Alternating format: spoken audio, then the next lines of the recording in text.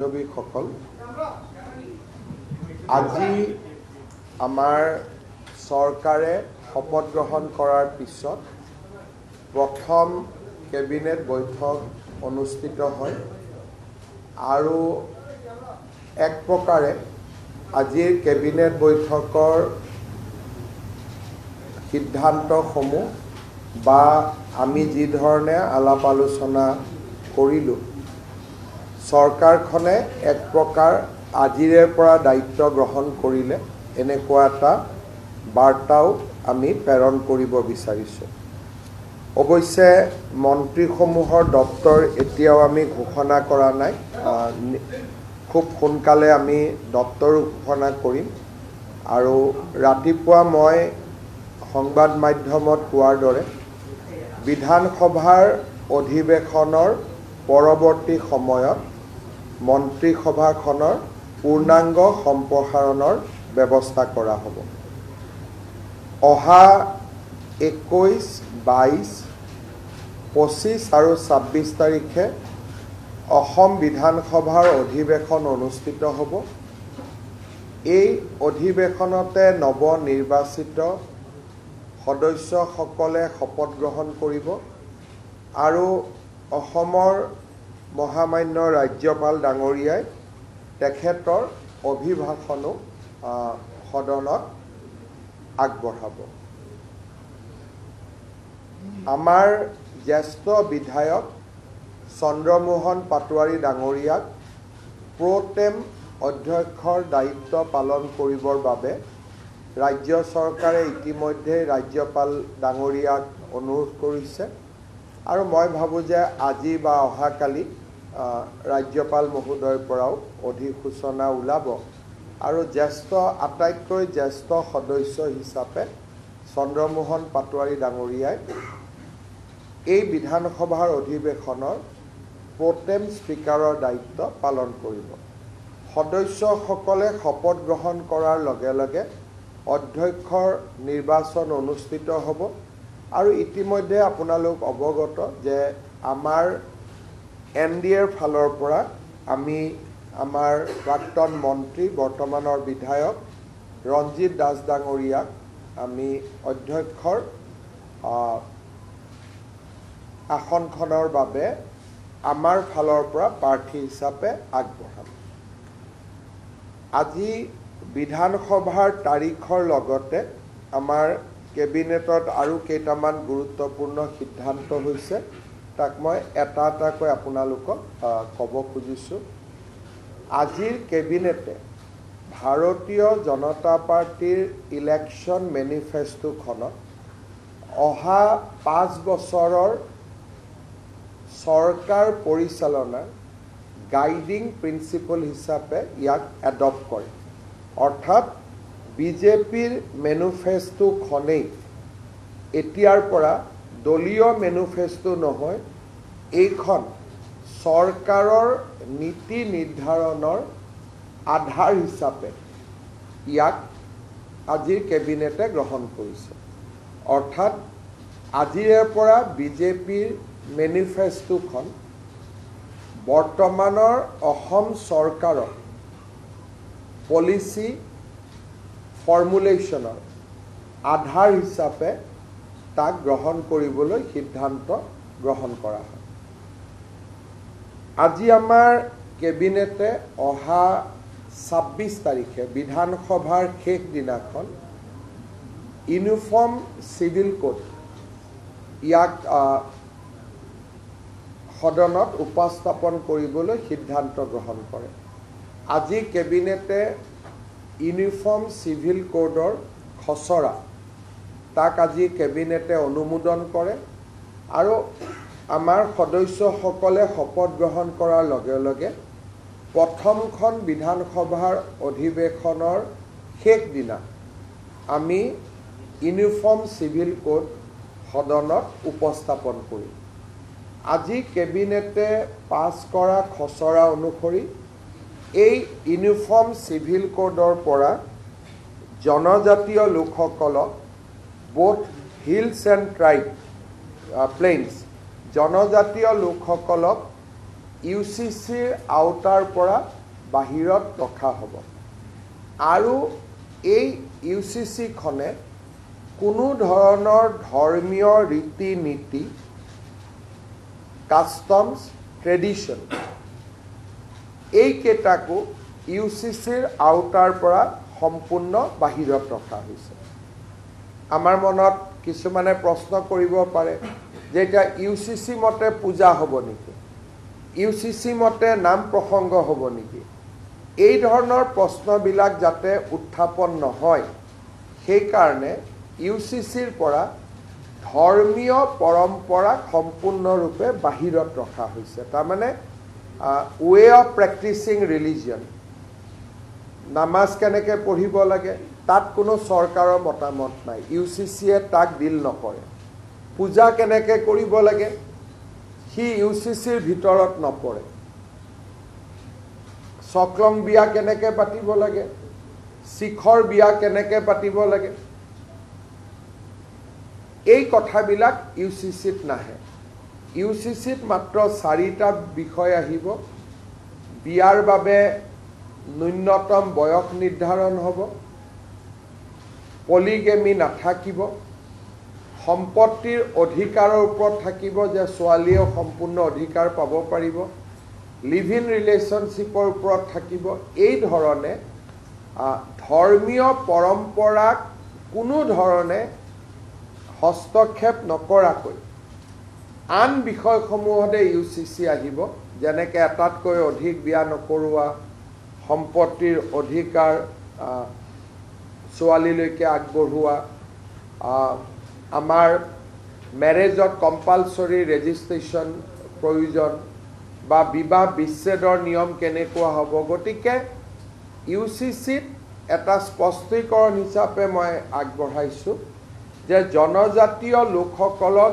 এই UCCৰ আওতাৰ সম্পূৰ্ণ বাহিৰত ৰখা হ'ব আৰু ধৰ্মীয় ৰীতি নীতি পৰম্পৰা সি হিন্দুৰে হওক ইছলামৰে হওক খ্ৰীষ্টিয়ানৰে হওক বা কাষ্টমাৰী নীতিয়ে হওক এইবিলাক UCCৰ ভিতৰত নাহে অৰ্থাৎ আগতে যেনেকৈ চলি আছিল সেইবিলাক তেনেকৈ চলি থাকিব ই UCCৰ ছাবজেক্ট মেটাৰ নহয় ৰিচুৱেলছ কাষ্টম ধৰ্মীয় ৰীতি নীতি UCCৰ ভিতৰত নপৰে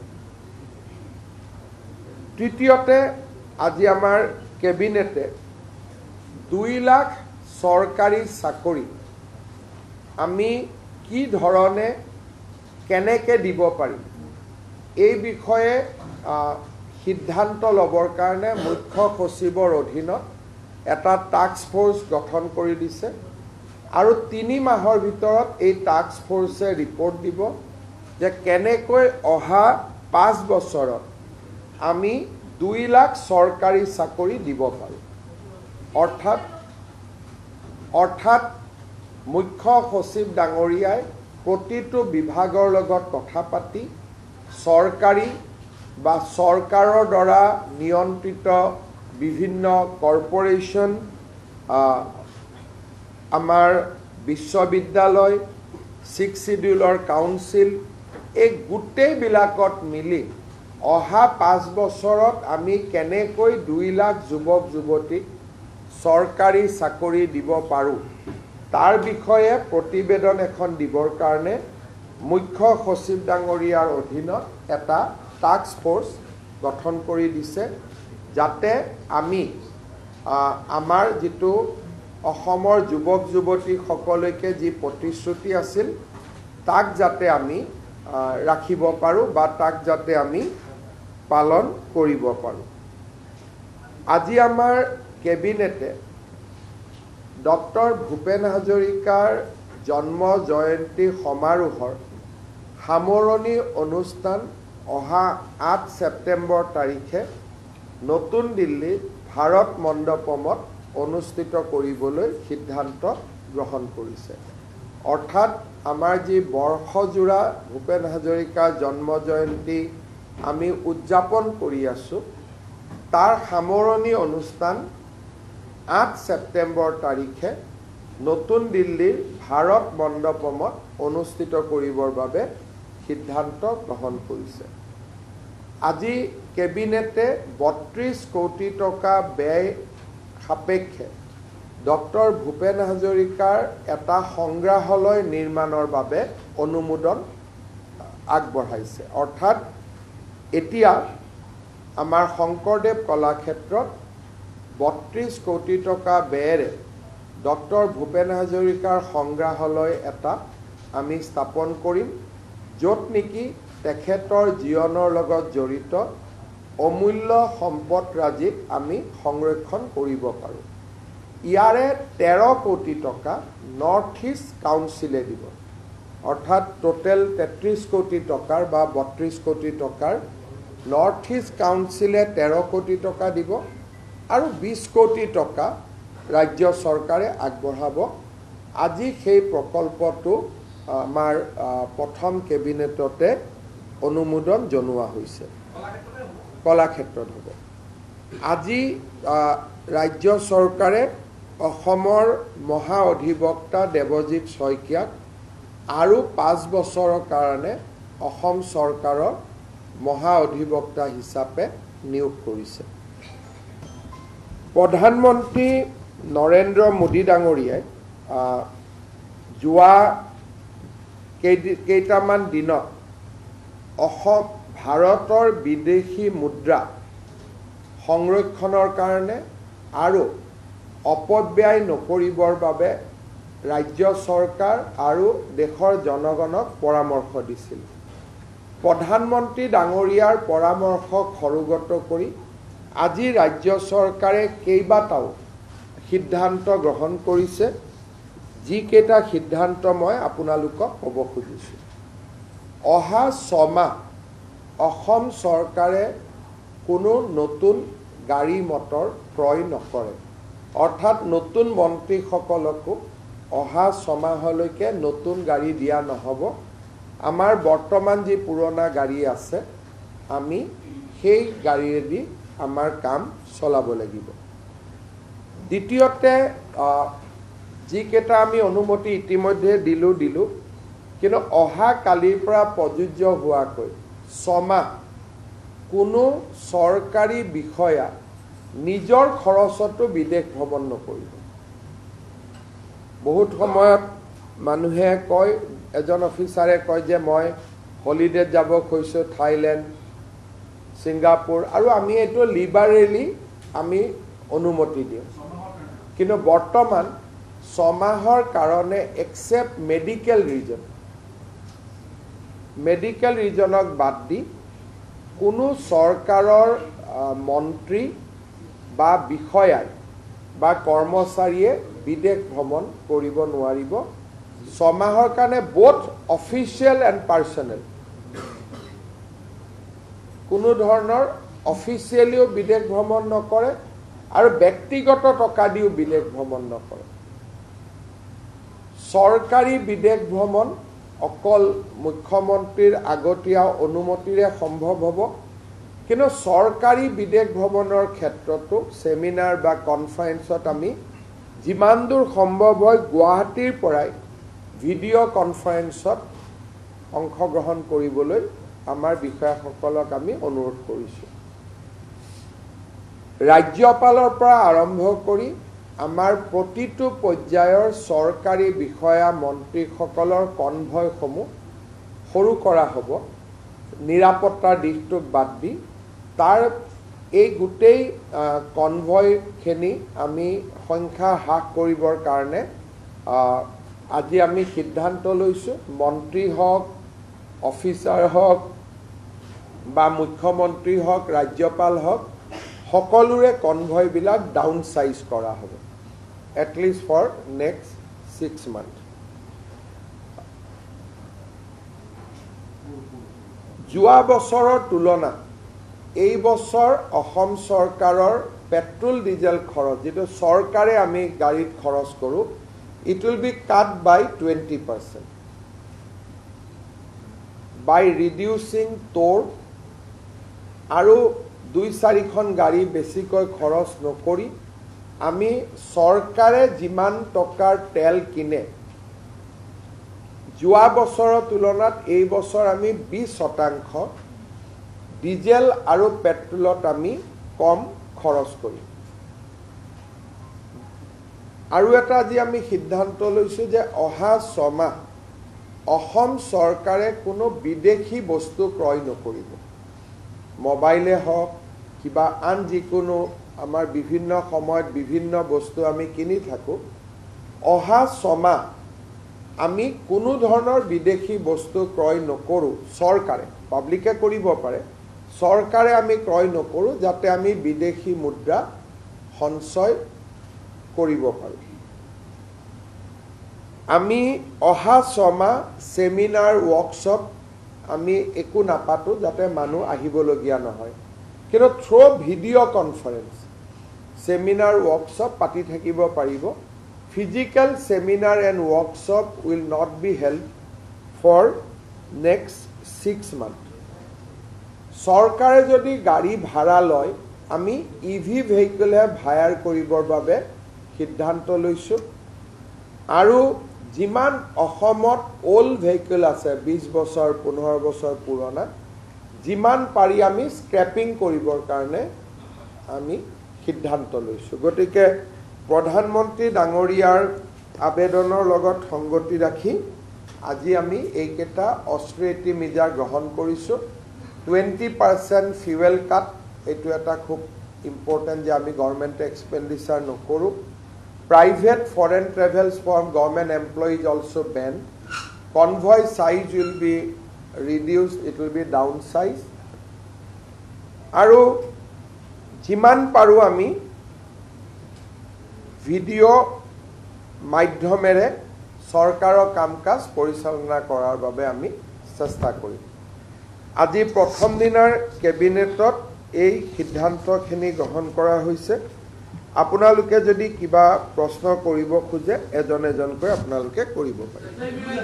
one by one please, one by one.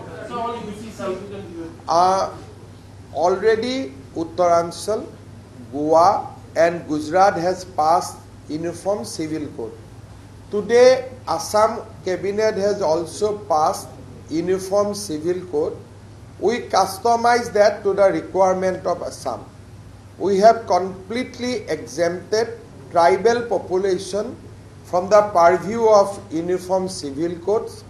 We have also kept all rituals, traditions, customs practiced by the people of Assam outside the scope of Uniform Civil Code. So customs, rituals, traditions, those will not be part of the Uniform Civil Code. The UCC bill will be laid before the Assembly on 26th of May. So this is one of the major decisions we have adopted in our today's cabinet. This is in sync with the election commitment we have made during the last election. Basically, UCC will deal with the succession, marriage, live-in relationship, and compulsory registration of marriage, including divorce. So it will be almost in sync with Gujarat, Uttaranchal and Goa. However, we have completely exempted tribal population and customs, rituals, tradition, because in Assam we have different community, we have different customs. So all these will be outside the scope of UCC. Like what are the other major decisions Because you have already in your last term came out with EV incentivizing policy. So is it the today we have not discussed EV incentivized policy because from 6 July we will have our budget session. So we are keeping this off for the budget speech. And like the galaxy of leaders, industrial leaders we received yesterday, what does it augur for Assam? I think first of all these industry leader has committed projects. Those are in different stages. So the present symbolize that they are serious and they are committed to implement all the projects. I had private discussion with also many industrialists. They are looking forward to invest more in Assam. Sir, if you can brief about the austerity measures. Today, Assam cabinet has gone through the appeal made by the Honorable Prime Minister to save the foreign exchange. We came out with certain recommendation. Number one, we have decided not to purchase any new vehicle for next 6 months. We have decided that we will encourage scrapping of vehicles in a big way. We have decided that we will reduce fuel expenditure by 20% in compared to last financial year. Even the private foreign travels of government officers and employees has been prohibited for next 6 months, except medical related travel. We have also decided to downsize the cavalcade or the convoys right from the governor of Assam, including chief ministers, ministers and other government officials. We have also decided that we will not organize any seminar or other kind of activity in physical mood. We will encourage more and more conferences, meeting, etc. in video mode. So these are the certain decisions we have taken. So we'll come out with a statement also. You will be able to see those. So when can I expect the cabinet expansion of the cabinet, and It will. I'll not be able to travel to Delhi before 26th of July. So 26th of May. So I see a cabinet expansion in the first week of June.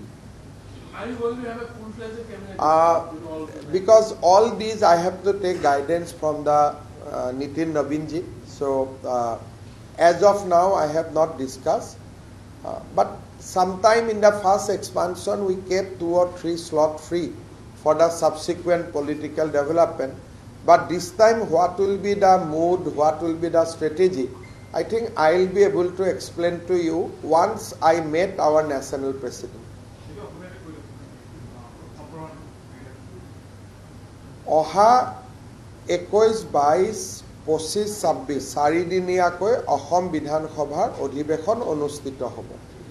বিধানসভাৰ অধিৱেশনৰ পিছতহে মই নতুন দিল্লীলৈ যাব পাৰিম আৰু নতুন দিল্লীত মই ৰাষ্ট্ৰীয় সভাপতি মহোদয়ক সাক্ষাৎ কৰাৰ পিছত কেবিনেট এক্সপানশ্যন বা সম্প্ৰসাৰণৰ বিষয়টো আহিব। মই ভাবোঁ যে জুনৰ প্ৰথম সপ্তাহতহে কেবিনেট এক্সপানশ্যন সম্ভৱ হ'ব।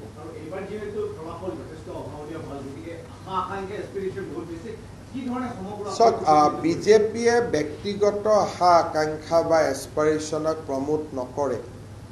মই ভাবোঁ যে আমাৰ কোনো বিধায়কে মন্ত্ৰী হ'ব বিচাৰি থকা নাই। এটলিষ্ট মোক কোনেও লগো কৰা নাই, সাক্ষাতো কৰা নাই। সেই ক্ষেত্ৰত বিজেপিত সেই ধৰণৰ সংস্কৃতি নাই।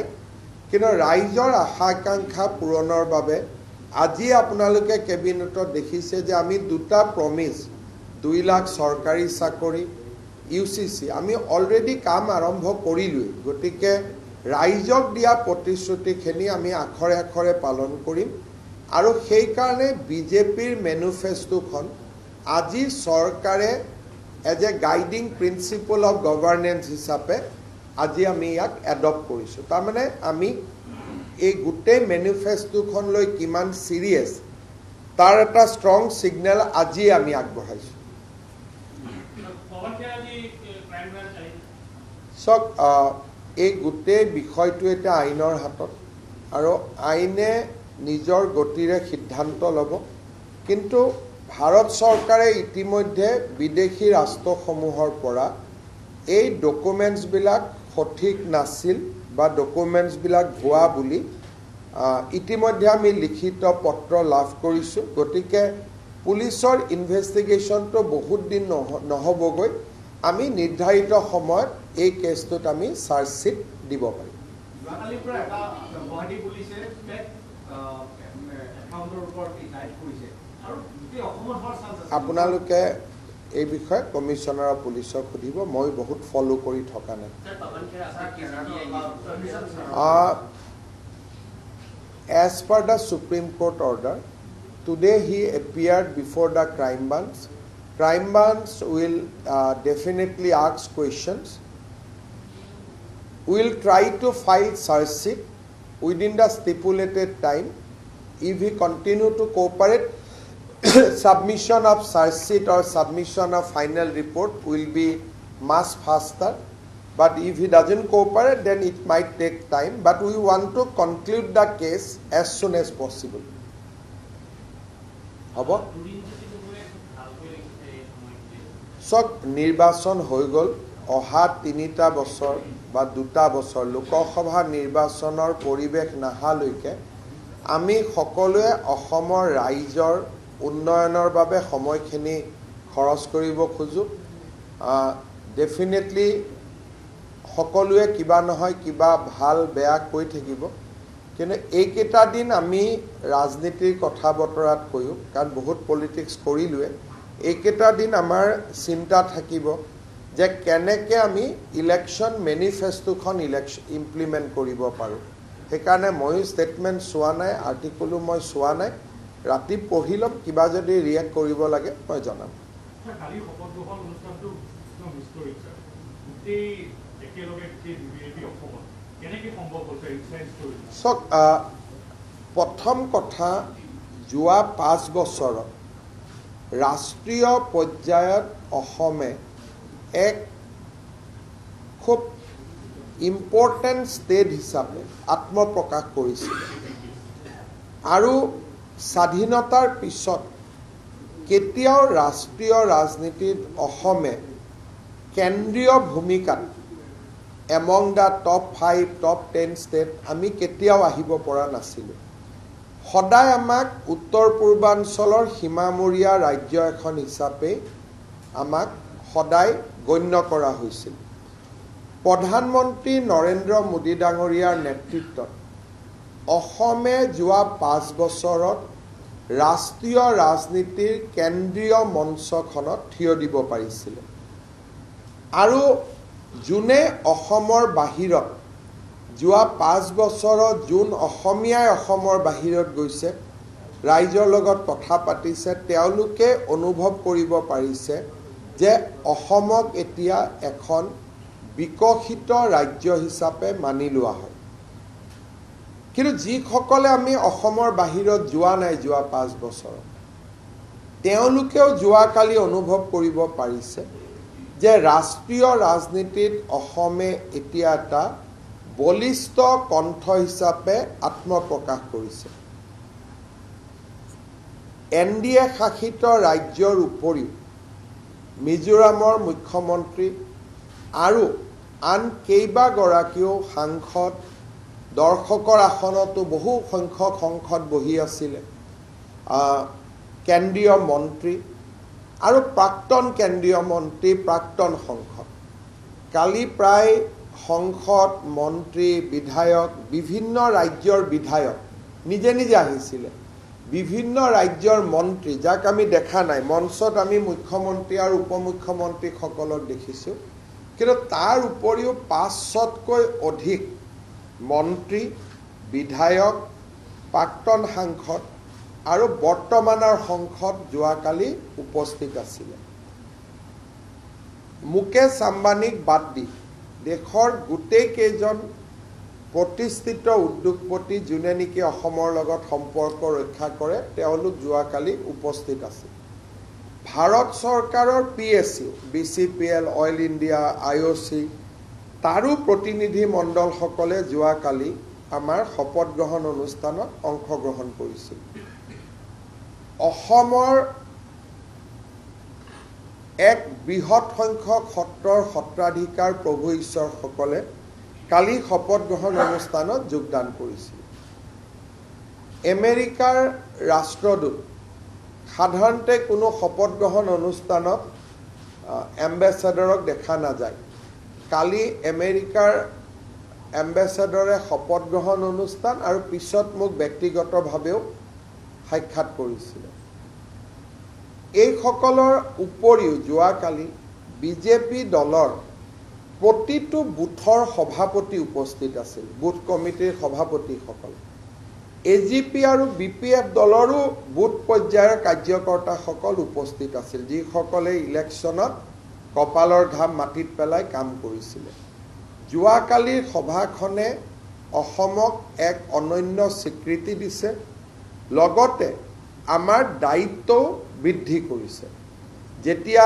অসমক লৈ মানুহে উৎসাহিত হয় অসমৰ সফলতাক যেতিয়া মানুহে সেলিব্ৰেট কৰে তেতিয়া মন্ত্ৰী মুখ্যমন্ত্ৰী বা চৰকাৰ হিচাপে আমাৰ দায়িত্বও বহুত বাঢ়ি যায় গতিকে যোৱাকালিৰ গাম্ভীৰ্যপূৰ্ণ শপত গ্ৰহণ অনুষ্ঠানটোৱে আমাৰ দায়িত্ব বঢ়ালে আৰু যোৱাকালি প্ৰধানমন্ত্ৰী নৰেন্দ্ৰ মোদী ডাঙৰীয়াই যি ধৰণে আমাৰ প্ৰতিগৰাকী মন্ত্ৰীৰ নাম উল্লেখ কৰি যি ধৰণে তেখেতে টুইট কৰিছে সি সাধাৰণতে প্ৰধানমন্ত্ৰীৰ পৰা তাক পোৱা নাযায় প্ৰধানমন্ত্ৰীয়ে কালি আমাৰ শপত গ্ৰহণ অনুষ্ঠানক লৈ ৩-৪টাকৈ টুইট কৰিছে ইনষ্টাগ্ৰামত দিছে ফেচবুক পেজত দিছে আৰু প্ৰতিগৰাকী মন্ত্ৰীক প্ৰধানমন্ত্ৰী ডাঙৰীয়াই নিজে ডাইচত বেষ্ট উইচেছ বা আশীৰ্বাদ দিছে গতিকে ই এটা অনন্য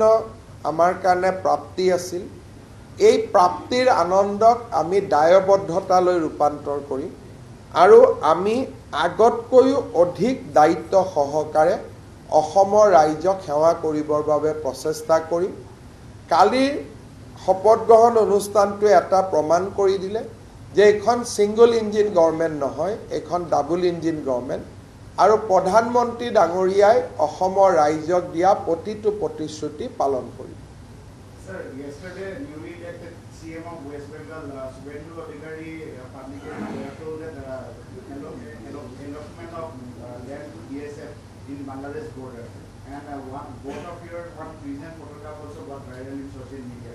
So, what is the next step for? You see, for the security of Assam, strict vigilance and closure of Indo-Bangladesh border is very, very important. 5 states share Indo-Bangladesh border: Mizoram, Tripura, Meghalaya, Assam, and West Bengal.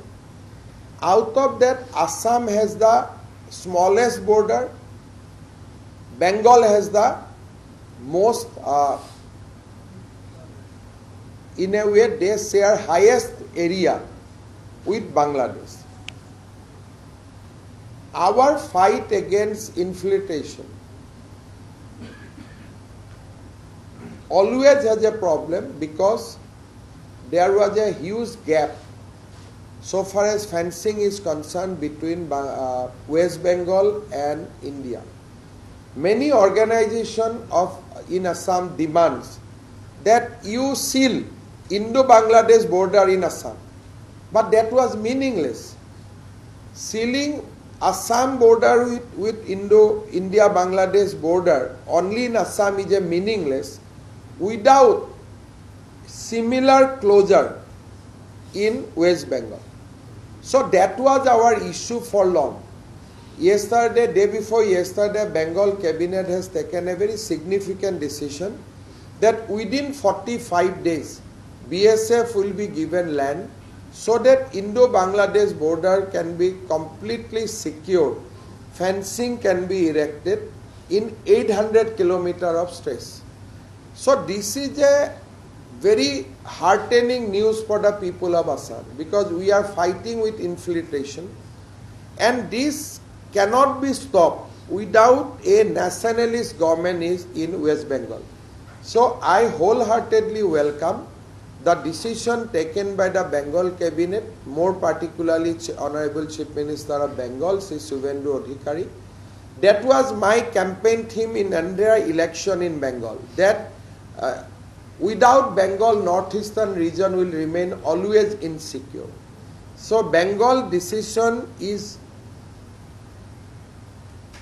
basically a very welcoming news for the people of Assam and people of Northeast. So I would like to compliment the Bengal cabinet for this historic decision.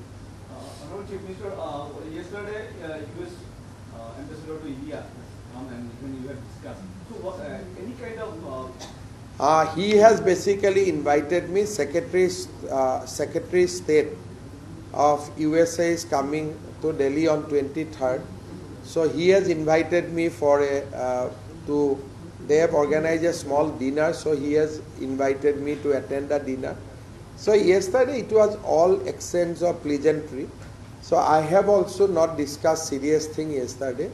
Gradually we'll try to see that if we can have lot of data center, AI activity, quantum computer, because USA is already partnering in many, like company like Google are already partnering with government of Andhra Pradesh, etc. I think America is a giant on that sector. So American company, if we can bring them to Assam to set up data center, etc., it will be nice. But it is very, very premature. But I am sure that our interaction will continue in days to come.